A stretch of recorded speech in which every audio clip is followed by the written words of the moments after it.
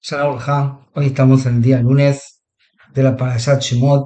Empezamos un Jumash nuevo, año 5786.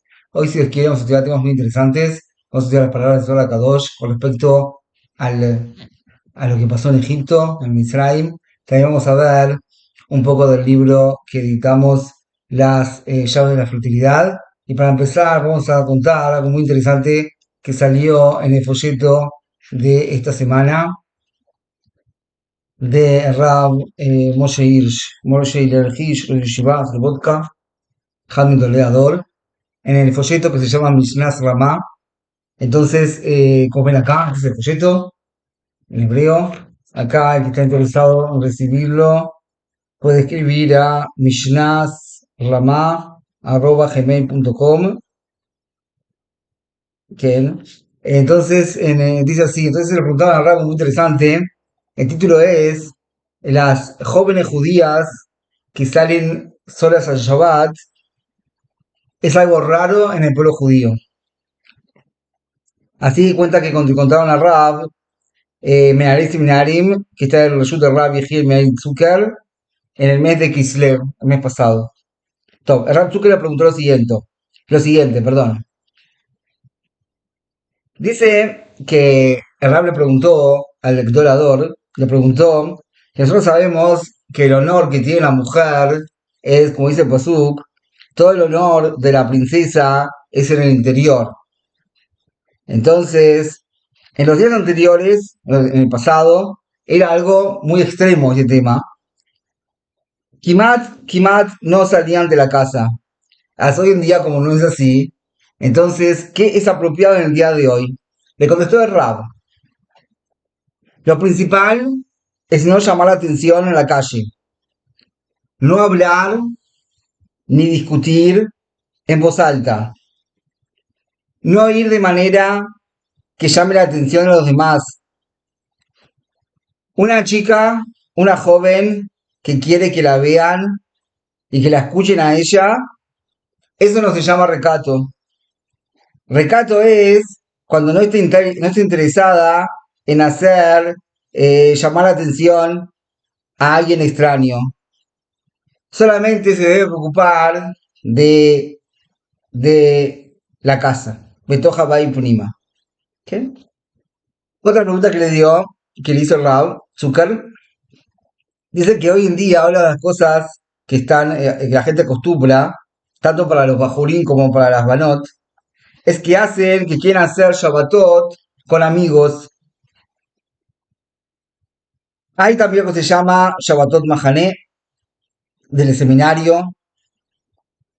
Aval, hay veces que sucede que viene un conjunto de chicas, de jóvenes a una casa, en la ciudad o fuera de la ciudad, y pasan el Shabbat ahí. Ahora, cuando realmente pasan solas, eso es muy problemático. Pueden haber muchos problemas, tanto de alajá como Miksholim, que están las mujeres, las chicas solas, nadie que las controle. Y también a veces hay algo mejor que esto, el otro realmente malo, que es que van con una madrija, una guía, ¿sí? Una mujer casada. Entonces ahí ya es un poco mejor. ¿Por qué? Porque ella la supervisa. Y también hace todo tipo de drayot, tochniot, y hacen disertaciones, etcétera. La pregunta es, ¿qué es lo que se tiene que hacer? ¿Qué es lo que tiene que hacer un seminario en ese sentido, donde las jóvenes judías ortodoxas estudian? ¿Acaso prohibir estas salidas o acaso no conviene hacer esto? Contestó Rav Moshe Hirsch lo siguiente. Es que las jóvenes salen solas en Shabbat es algo muy raro en el pueblo de Israel. Una joven judía tiene que estar en Shabbat en la mesa de los padres. Obviamente que estamos hablando de los padres que cumplen preceptos, si no, no estamos hablando de eso, obviamente. ¿Quién? No escuchamos cosas de esas en el pasado, que chicas salen solas y no pasan en la casa. Son cosas nuevas. Ahora, el Rab explica, si son chicas que realmente son grandes, por ejemplo, 21 años, que ya terminaron el seminario y no se casaron todavía, entonces se puede, la duna, eso, se puede ver esto realmente. Pero una chica regular, 15, 16, 17 años, que dentro del seminario, ¿por qué? Mapitón.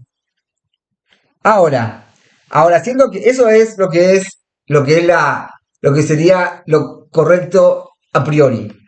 Pero, de todas maneras, siento que hoy en día se hizo algo que la gente hace, ¿qué? Entonces hay un problema acá si vamos a prohibir esto completamente. Por lo tanto, me parece a mí, si siento que si vamos a empezar por los problemas espirituales, como vimos anteriormente, se puede hacer como dijimos antes, que vaya con una madrija, que una madrija tzadika, que entonces ahí no va a haber problemas de alajá. Aval, de todas maneras, todavía va a faltar la educación del hogar, de los padres. Por lo tanto, se tiene que dar a entender a las jóvenes que esto es algo despectivo y no es una conducta correcta para la casa judía. Una casa judía es una casa que se honra cuando están en Shabbat todos juntos con la familia, con los cánticos de Shabbat y las palabras de Torah del Padre. Junto con los otros hermanos, la chica esta tiene que estar en la casa con la familia. De todas maneras, como dijimos antes, no podemos prohibir esto. ¿Por qué? Por cuanto que hay gente que no va a escuchar. Aval, tenemos que aclararles a ellos que esto de una forma clarísima, que estas son cosas que los sabios no están de acuerdo en absoluto. Como dice acá, así entonces contestó acá el orador, Ramón Gilles Hirsch, contestó la pregunta impresionante esta, que le dieron si las chicas, qué bueno que las jóvenes judías pasen un Shabbat a solas. La respuesta es clarísima, prohibir, no vamos a poder prohibir porque, porque se acostumbró. De todas maneras, hay que decirle claro a las jóvenes que es algo que los sabios no están de acuerdo. Y además, lo ideal es que la joven pase en la casa, con la familia, con los padres. Eso es lo que quise comentar, realmente muy interesante, de lo que trae acá, ¿verdad? Cosas impresionantes. Realmente, como dice él, cuántas familias si no se hubiesen destruido, si hubiesen escuchado las palabras de nuestros sabios. Así es el tema. Top.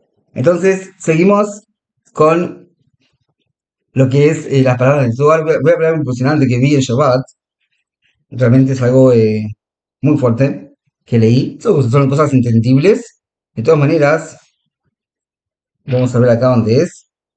Si no me acuerdo mal, era en la página Kufhav, pero ya veo que no me acuerdo bien. Ah, no, me acuerdo perfecto. Entonces dice así.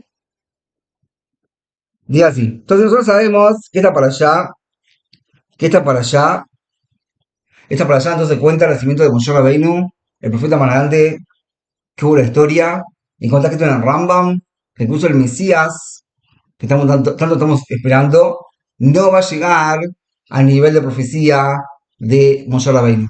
Que se va a llegar a calor al nebuá de Moshe Rabbeinu, pero no va a llegar a la profecía de él, como él, y va a ser sabio o más sabio que el rey Shlomo, como está escrito ahí en Reyes, en la Hod Melahim del Rambam. Entonces, esta por allá entonces se encuentra el nacimiento de Moshe Rabbeinu. La Torah cuenta que al principio había un decreto terrible de los egipcios de tirar a los jóvenes, a los recién nacidos judíos al Nilo. ¿Qué? ¿Por qué lo tiraron? ¿Stam, antisemitismo? No, no Gauka. Era porque ellos pensaban, y realmente así vieron, que el líder judío iba a ser castigado en las aguas.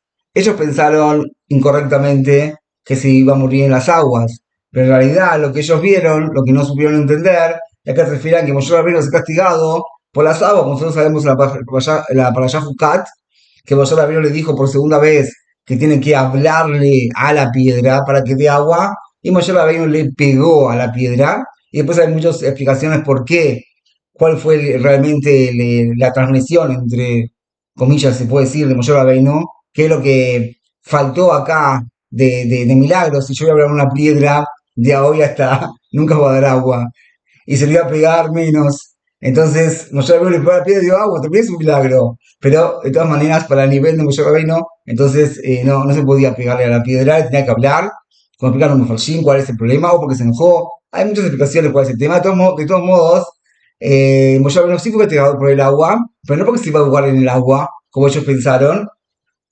sino porque realmente iba a ser castigado por la de acá. Vemos que los egipcios, con su maldad, entonces mataron a un montón de niños que sin entrar en los Midrashim, que Hashem sí los salvó, sin entrar en los Midrashim, mataron a un montón de niños solamente porque tenían temor de que va a salir un redentor que va a sacar por Israel.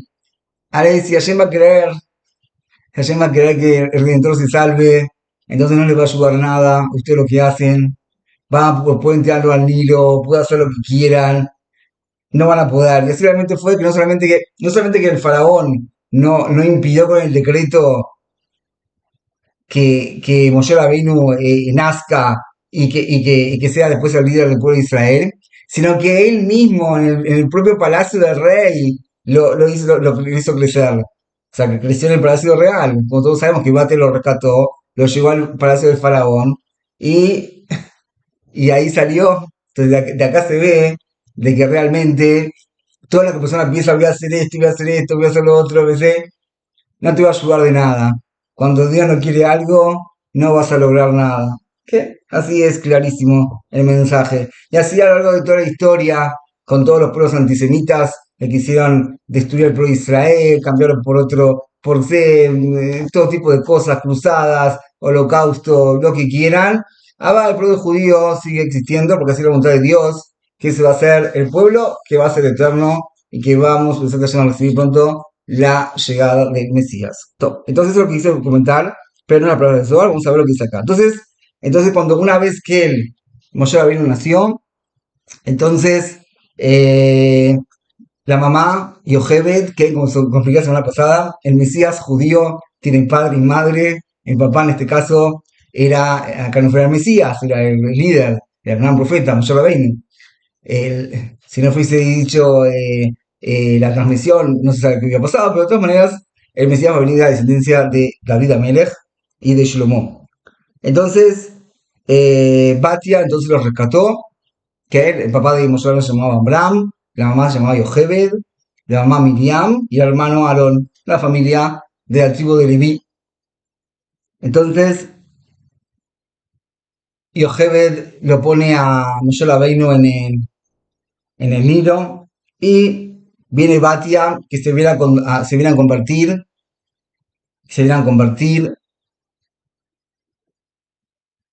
y entonces ve a un nene que está ahí en el, en el Nilo y lo rescata. Entonces está escrito en el versículo, Batol Meatea Brimen, ¿qué judío de allá que es judío? ¿Qué?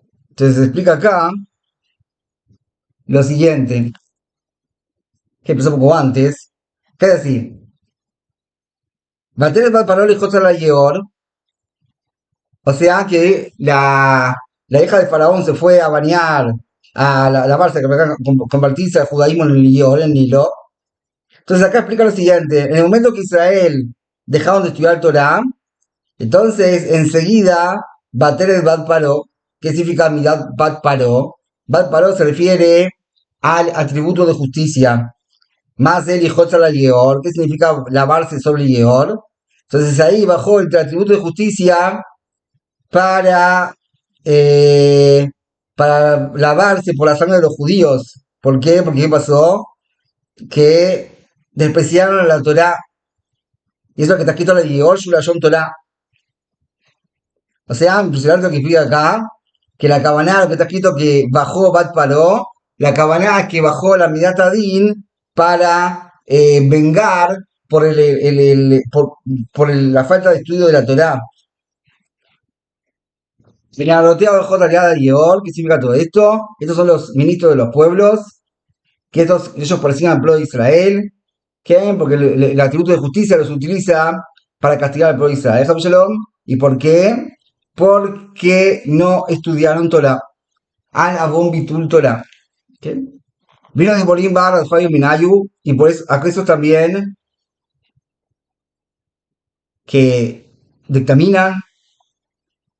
Por lo tanto, dice acá, todas las cosas en el mundo dependen del arrepentimiento y del rezo. Que la persona rece a Dios. Y con muchas más razones, acá es la parte que quise comentar. Dice así, todas las partes, las cosas del mundo dependen del arrepentimiento y del rezo.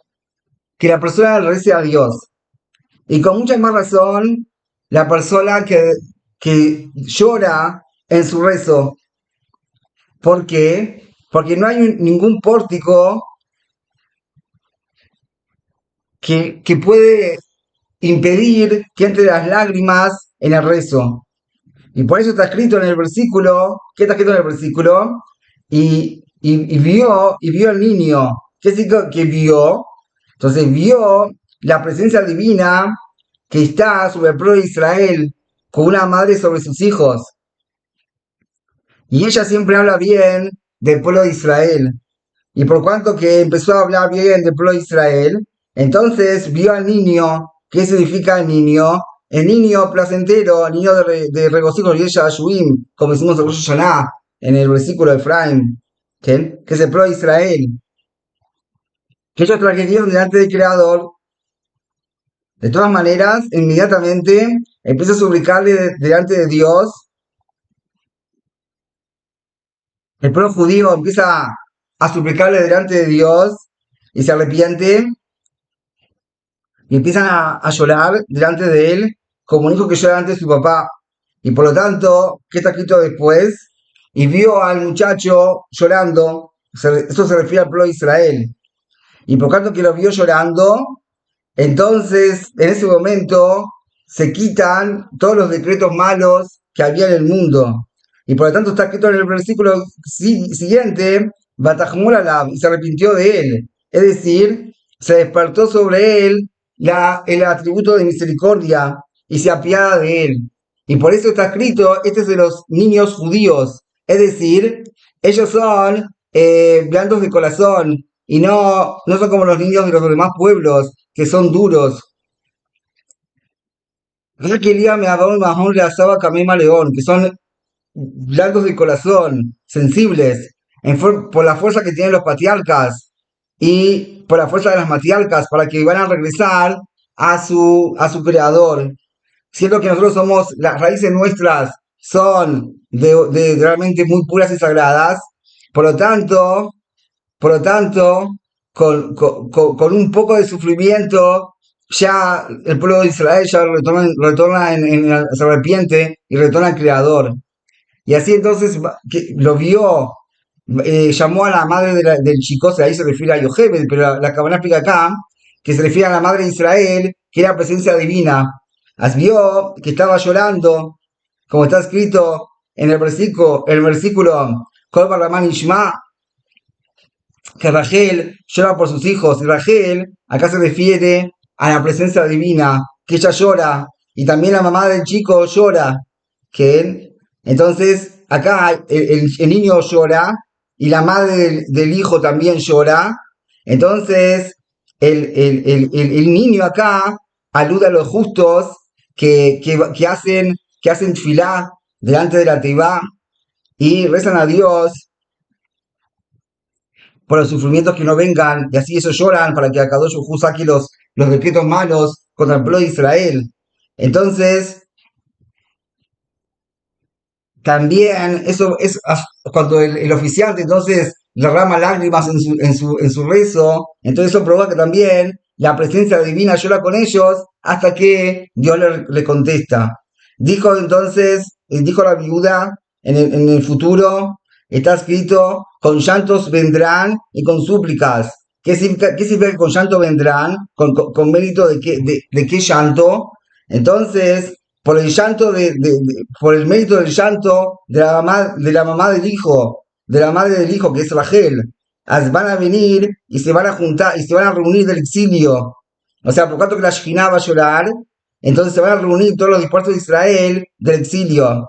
Y está escrito, Rabbi Yitzhak está escrito, que la redención del pueblo de Israel no depende sino del llanto. Y cuando se van a terminar el mérito de los llantos que lloró Isab, como está escrito en el versículo, y Isab elevó su voz y lloró, y esos son los llantos que provocaron el exilio de Israel en manos de Edom. Cuando se va a espiar la profanación del nombre de Dios que hubo en ese entonces, porque es como que las bendiciones vinieron por engaño, entonces, por cuanto que se van a terminar el mérito de ese llanto que hizo, y cómo se va a terminar el llanto de Isab, por mérito del llanto del pueblo de Israel. Entonces ahí van a salir del exilio. Y eso es lo que está escrito, que con llanto vendrán y con súplicas los voy a traer.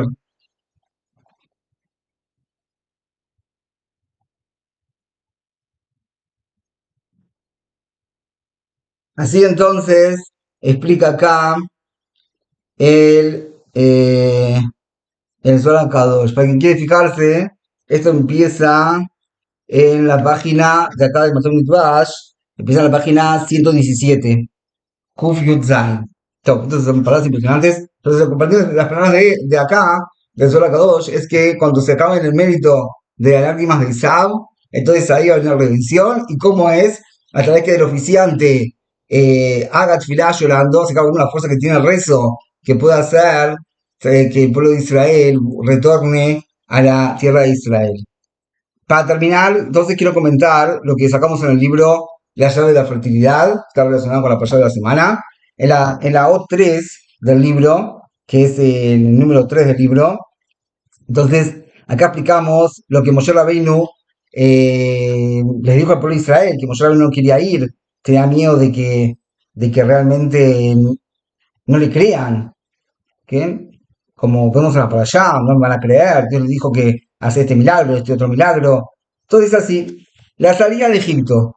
Esto está en la página del libro 32. Es un capítulo corto, pero muy, muy interesante. Dice así, también acerca de la salida de Egipto está escrito el término hebreo pkidá, tuvo presente. Como está escrito en la pasada de esta semana, ciertamente os he tenido presente, pakot pakalti, porque también la esclavitud es contraria al propósito de la creación del ser humano. Solo los animales fueron creados para que sirvan al ser humano, pero no que un ser humano sea esclavo de otro, excepto Canaán, que fue maldecido a ser esclavo por siempre, por la transgresión de su padre Ham. El pueblo judío recibió el castigo de ser esclavizado por los egipcios mientras regía ese decreto celestial. Al culminar el tiempo establecido, fueron liberados, porque ni bien el Creador los tuvo presente y los supervisó, inmediatamente fueron redimidos. Contan Shmot Rabba, que el pueblo judío sabía que quien diera las palabras os he tenido presente, Pakot Pakalti, sería el redentor verdadero. Cabe cuestionar cómo se considera una señal cuando ya todos la saben, y quién se autoconsidera el redentor, así les dirá. Entonces, ¿qué sentido tenía esta señal? Está escrito en el versículo, el eterno es tu sombra, porque así como la sombra hace lo que el objeto propiamente dicho hace, así también acerca de los atributos divinos se aplican según el comportamiento de la persona. Dios quiere que haya un impulso activo por la parte de la persona, como está escrito, regresen a mí y yo regresaré a ustedes. Pero nosotros solicitamos, haznos que regresemos a ti y regresaremos. Porque no tenemos fuerza para hacer que tengamos impulso activo, sino haznos regresar con un impulso activo desde arriba. Así y regresaremos. Y así sucedió en Egipto, por medio del impulso activo desde arriba, como está escrito Pakot Pakalti. Entonces escucharán tu voz. Inmediatamente creerán lo que Moshe Rabbeinu les diría. Es decir, cuando les diría Pakot Pakalti, les introduciría en el corazón la fe íntegra en Dios, y que la supervisión divina está con ellos. Por consiguiente, está escrito que justamente escucharon su voz, lo que dijo con sus labios, Pakot Pakatzi, escucharon y creyeron. Ni bien lo penetraron en el corazón, comprendieron que Dios lo supervisa y le creyeron íntegramente. A quien así se conduce, el juicio divino determina que también Dios lo supervise. Pero a quien piensa que ya no es supervisado por Dios, así se conduce Dios con él, pero quien recuerda a Dios, cree firmemente que Él lo acompaña y que lo supervisa en todos sus asuntos, indudablemente que en tal caso Dios también lo recordará y lo supervisará. Pero los judíos en Egipto se encontraban completamente alienados y desconectados del Creador. Esta era la señal que tenían. El Redentor les diría en estos términos: os tengo presente, Pakot Pakati, y les introduciría en el corazón que el mundo tiene un creador que conduce, supervisa y puede liberarlos de la esclavitud de Egipto. Así Dios los tendría presente. Es imposible que Dios los tenga presente sin que previamente ellos lo recuerden. Aunque primero se requiere un impulso activo de arriba, de todos modos, posteriormente, tiene que haber un impulso activo desde abajo. Y esta es la señal del Redentor, que les diría el término os tengo presente. Inmediatamente lo sentirían en el corazón. Así realmente aconteció, como está escrito, y el pueblo creyó y oyó que el Eterno había tenido presente a los hijos de Israel, y que él vio su aflicción, e inclinaron las cabezas y se postraron. Siendo que oyeron la palabra Pakad, introdujeron la fe en el corazón de ellos. Moshe Rabbeinu no creyó que él podría ser el verdadero Redentor, y que introduciría la fe en el corazón de los israelitas. Por tal motivo le dijo a Dios. Moshe respondió y dijo: mas no me creerán, y no escucharán mi voz, pues dirán: el Eterno no apareció ante mí. Justamente a mí no me creerán, y no escucharán mi voz, porque no se consideraba idóneo para tal misión, por tanto por sí mismo como por su voz. Está escrito en los versículos después. Moshe le dijo al Eterno: te ruego, mi Señor, no soy un orador, ni desde ayer, ni de anteayer, ni desde que hablaste por primera vez con tu sirviente, pues yo soy pesado de boca y pesado de palabras, porque mis palabras no tienen fuerza para introducirse en el corazón de quien me escucha e influenciarlo. Orador es quien tiene la fuerza en sus palabras de introducir vitalidad, hasta lograr modificar la vida de quien lo escucha.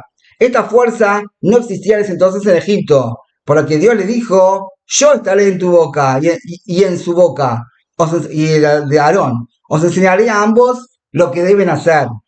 Así tendrás en tus labios la fuerza de que tus palabras penetren en el corazón. Esta es la señal para que lo tengan presente. Cuando penetra en el corazón, la fe de que Dios lo tiene presente y supervisa.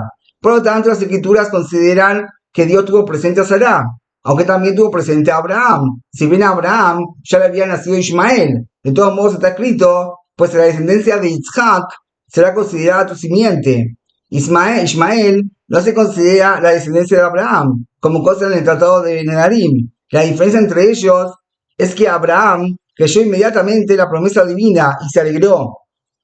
Por lo tanto, no se considera algo maravilloso que Dios haya compadecido su pedido, y la principal salvación fue para Sará, que se rió y no creyó que Dios lo haría en el nivel de ella, porque es imposible que Dios tenga presente a quien carece de fe en Dios.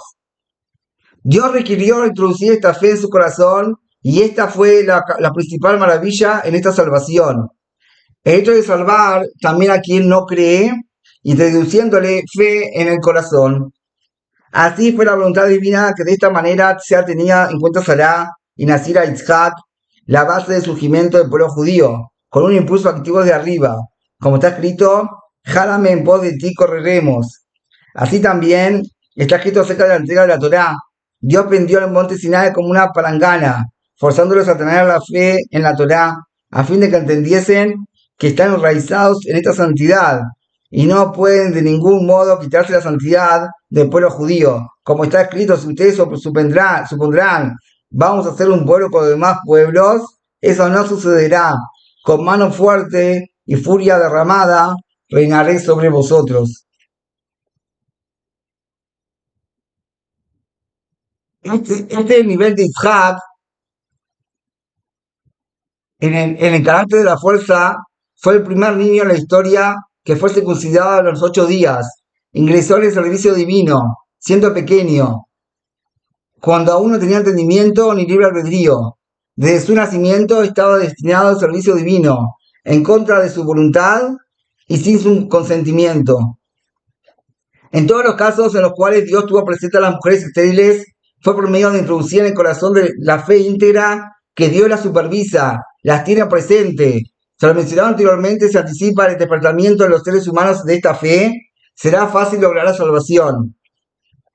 El recordar la salida de Egipto es una segulá para merecer tener hijos, porque recordar ese milagro despierta el potencial espiritual de que Dios tiene presente a la persona, lo que conduce a que los estériles sean tenidos en cuenta y tengan simiente. El secreto Sod de la salida de Egipto fue el secreto de nacimiento, Sod, como consta en el Midrash de Elim, acerca del versículo una nación de medio de una nación, como un recién nacido que sale del vientre de la madre. El Arisa le enseña, Prietz Haim Shara Hagamatzot, que el exilio en Egipto se considera como si fuese un embarazo. También en Rosh Hashanah se anuló la esclavitud de nuestros antepasados en Egipto, así como Rosh Hashanah fueron tenidas en cuenta Sarah, Rachel y Haná, porque todo fue debido a que Dios las tuvo presente. Y entonces un tiempo que Dios tiene presente a cada ser humano. Así vimos estas palabras impresionantes de Cohen Rublim, el libro porque a Karim, en traducción español es La llave de la fertilidad, que está en nuestra página.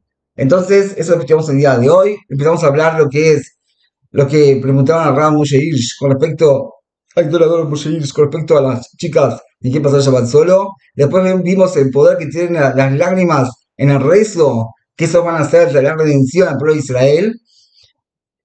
Y después, como último, estudiamos las palabras impresionantes del Poké de Karim con respecto a lo que es la salida de Egipto, y como vimos al final, que recordar la salida de Egipto, entonces es una segulá para ser agraciado con hijos, con el deseo de que Dios, entonces, como vimos acá, todas estas cosas impresionantes, también nos trae la redención, y también que todo el pueblo de Israel sea bendecido con hijos, tzadikim y justos, y todos sigan el camino de nuestra Sagrada Torah con tu literatura.